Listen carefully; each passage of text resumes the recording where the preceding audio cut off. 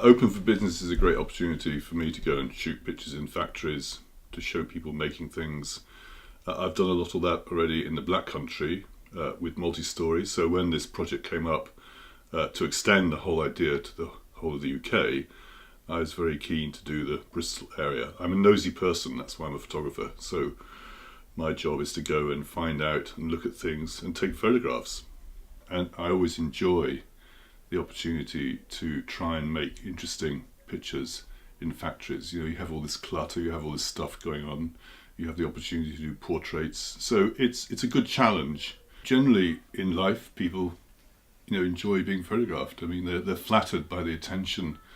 The big thing is, of course, if you go into a factory, people, it's a novelty, so they're smiling and laughing and joking about it. You have to wait for them to calm down, and then you have to stop people smiling when you're doing portraits. But that's just an occupational hazard that we have to put up with every day if you're a photographer. I think the companies are used to sort of a more PR type of approach, so the type of thing I'm interested in is not necessarily what they think they should be best represented by, but often you'll find it's the things on the side which are interesting.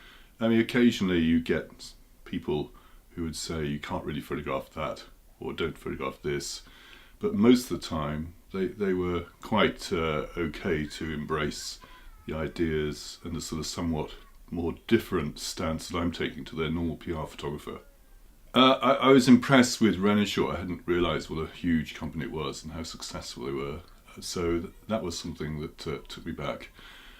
And it's amazing, hidden away in Stroud, all these factories and all these hundreds of people working for a very successful company. The two guys that set it up were originally Rolls-Royce engineers, and they set up on their own. When you're photographing these places, I'm very aware of who the people are that are doing the operating a machine or doing a sort of repetitive job. So I'd often try and include parts of their bodies, parts of their heads, their hair, their glasses in the photographs, and try and explore the relationship between these and the things they're doing in front of them. We know that these are real people with real lives, and you can see evidence of that. You can see their tattoos, you can see the photographs of their loved ones, you can see their rings. And so therefore I try and incorporate these touches into the photographs. So anything like that I'm attracted to.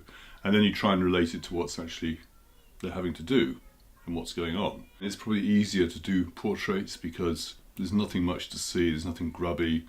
You don't really see the interconnectivity between the man and machine, so that's when you sort of resort to a more formal portrait. Multistory, they've been my main client, the main people I've been working with for the last 4 years, so that's a huge commitment on both parts, and one that I've enjoyed working on. So I've been very happy to be a part of their machine.